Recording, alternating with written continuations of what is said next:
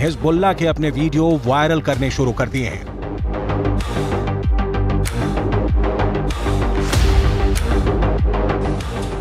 Hezbollah के इस video में बताया जा रहा है कि वो इजरायल पर हमले के लिए तैयार है।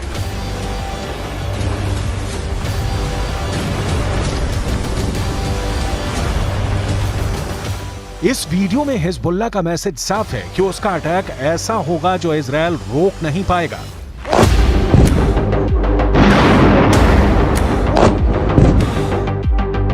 इस वीडियो में हिजबुल्लाह का मिलिशिया कमांडो ऑपरेशन की तरफ इशारा कर रहा है।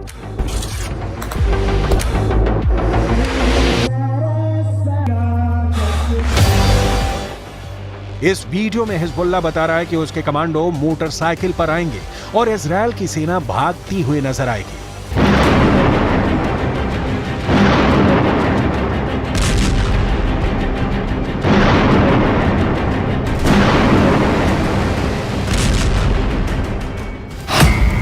हिजबुल्लाह ने इजरायल को भी धमकी दी है। हिजबुल्लाह ने अमेरिका को भी बता दिया है कि वो समंदर में उसका जंगी बेड़ा डुबो देगा।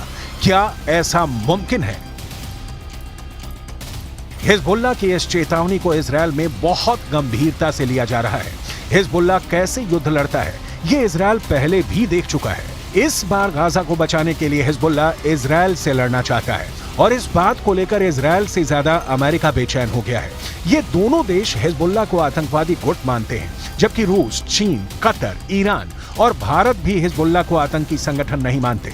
संयुक्त राष्ट्र भी हिजबुल्लाह को सिर्फ एक मिलिशिया मानता है, लेकिन हिजबुल्लाह की नई धमकियों के बाद कई सवाल उठे हैं।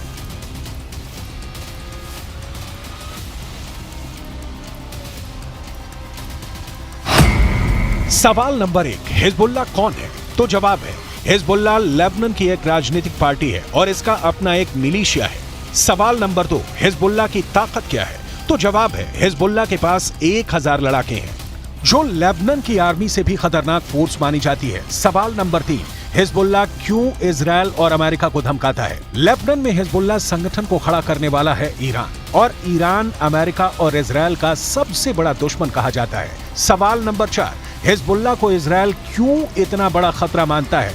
हिजबुल्लाह ने रूस की फौज के साथ मिलकर सीरिया से आईसिस को पूरी तरह खत्म कर दिया। हिजबुल्लाह ने ईरान के ऑर्डर पर सीरिया में युद्ध लड़ा और अब वहां तैनात है। सवाल नंबर 5, क्या हिजबुल्लाह इजरायल को हरा सकता है? हिजबुल्लाह 2006 में इजरायल के खिलाफ युद्ध लड़ चुका है। 34 दिनों तक चले इस युद्ध में इजरायल को सीज फायर के बाद लेबनान से पीछे हटना पड़ा था।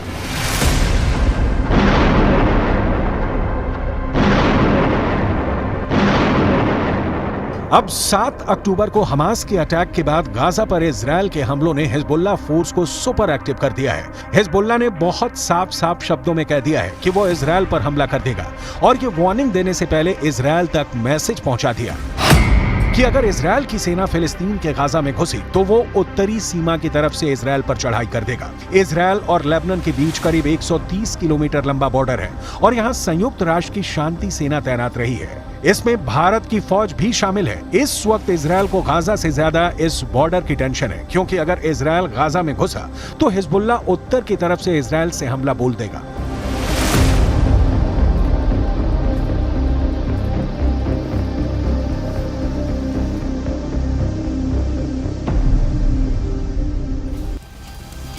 हमास और इजरायल की सेना एक दूसरे के खिलाफ कितनी ताकत रखती है और क्या हिजबुल्लाह वाकई इजरायल के लिए ऐसे हालात पैदा कर सकता है कि वो उसे हरा दे? इसे समझने के लिए आपको हिजबुल्लाह की उस चेतावनी को समझना पड़ेगा जो उसने अमेरिका को दी है, क्योंकि अमेरिका ने अपनी नौसेना का कैरियर बैटल ग्रुप भूमध्य सागर में पहुंचा दिया है।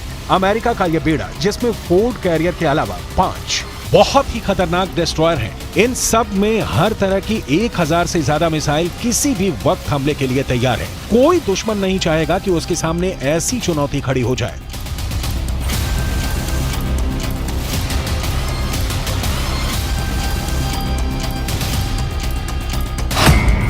इस वक्त ये कैरियर इजरायल के गाजा में पश्चिम में भूमध्य सागर में तैनात रहेगा और वहीं से ऑपरेशन चलाएगा। उसकी रेंज में लेबनान भी होगा, सीरिया भी होगा, तुर्की भी होगा और मिस्र के आसपास का इलाका भी होगा। यहीं से ये इजरायल के एयर स्पेस को सुरक्षित रखेगा और हमला भी कर सकता है। ये सब ऑपरेशन अमेरिका के फोर्ड क्लास के कैरियर और उसके बेड़े में मौजूद बड़े बड़े डिस्ट्रॉयर पूरा कर सकते हैं।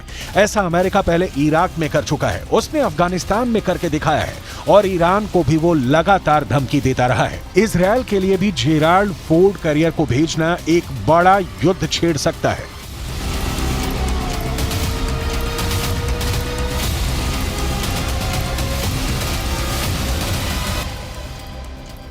यही भरोसा अमेरिका अब इजरायल को दिलाना चाहता है कि समंदर से ऑपरेशन चलाकर अमेरिका सीरिया पर भी बमबारी कर सकता है, लेबनान के बॉर्डर को भी सैनिटाइज कर सकता है। लेकिन लेबनान में हिजबुल्लाह को अब ईरान से ऐसी मिसाइल मिल चुकी है जो अमेरिका के इन विशालकाय जहाज को पल भर में डुबो सकती है।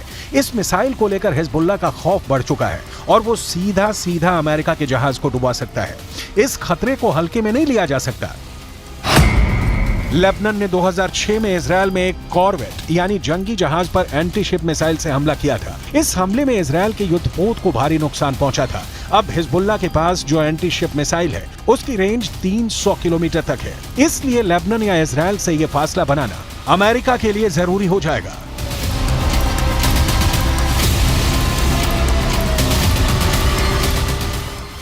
इसमें कोई शक नहीं कि हिजबुल्लाह की लीडरशिप तेहरान से मिलने वाले ऑर्डर पर काम करती है।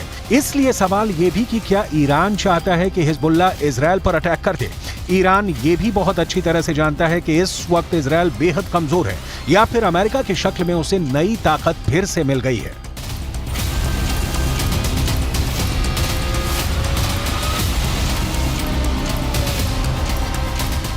این قضیه فوزه مهر به این طرف رژیم غاصب صهیونیستی هم از لحاظ نظامی هم از لحاظ اطلاعاتی یک شکست غیر قابل ترمیم خورده. इजरायल ने हिजबुल्लाह को रोकने के लिए अपने उत्तरी बॉर्डर पर तोप तैनात कर दी है। यह अमेरिका से मिली M109 तोप है। 155 मिलीमीटर की यह तोप टैंक नुमा बख्तरबंद गाड़ी पर फिट कर दी गई है और ये 1 मिनट में 4 गोले दाग सकती है। इस तरह से देखा जाए तो लेबनान बॉर्डर पर इजरायल ने अपनी तैयारियां पुख्ता की हुई हैं। वहीं लेबनान की तरफ से आप इजरायल की एक पोस्ट देख सकते हैं। यहाँ रेडार भी लगे हुए हैं और इलेक्ट्रॉनिक सिस्टम भी जो हिजबुल्लाह की हरकतों पर नजर रखते हैं।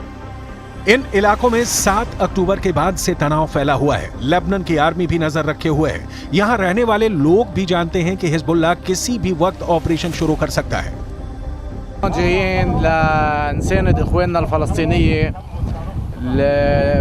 بمناسبه العمليه اللي عملوها، عمليه من 73 بعتقد انه ما صار مثلها وما في خسائر بهيدي الكميه اللي صارت، ولحد هلا الشباب الله يقويهم بعدهم صامدين وبعدهم بيقاتلوا بالمستوطنات والله يقويهم ان شاء الله. نحن اي شيء بجانبهم।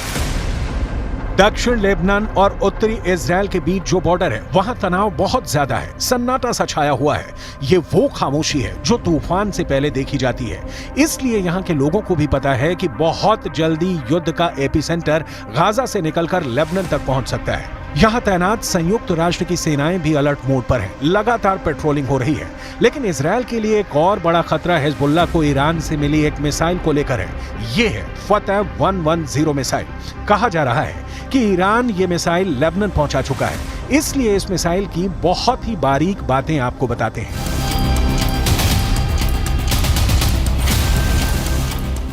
ईरान की यह मिसाइल 300 किलोमीटर तक हमला कर सकती है और ये अपने टारगेट के 3 मीटर के दायरे में गिरती है। एक बैलिस्टिक मिसाइल का इतना सटीक होना बहुत बड़ी बात है और यही बात इजरायल के लिए खतरा है। दूसरी तरफ इजरायल की सेना ने अपना गोला बारूद तैयार कर लिया है। तोपों से जो गोले फायर किए जाएंगे वो पहले से ही रेडी मोड पर रखे गए हैं। इजरायल की रिजर्व फोर्स भी आसपास के इलाकों में तैनात की जा रही है। ये हमवी गाड़ियां हैं जो लगातार यहां तक फौज को पहुंचाने में लगी हुई हैं। 2006 के बाद इस बॉर्डर पर इससे ज्यादा तनाव नहीं देखा गया है और अब हिजबुल्लाह की वार्निंग के बाद सबकी नजर ईरान पर भी है और उसके एक दोस्त सीरिया पर भी है। इजरायल ने गोलान की पहाड़ियों पर भी टैंक पहुंचा दिए हैं। ये जगह सीरिया का हिस्सा थी, लेकिन 1967 में युद्ध के बाद इजरायल ने सीरिया के इस हिस्से को अपने में मिला लिया और तभी से ये इलाका इजरायल के कंट्रोल में है। देखा जाए तो इस वक्त पूरे पश्चिम एशिया में युद्ध की चिंगारी पहुंच चुकी है। इजरायल से लेकर गाजा और गाजा से निकली ये आग अब लेबनान पहुंच चुकी है। चिंगारी सीरिया और ईरान में भी नजर आ रही है।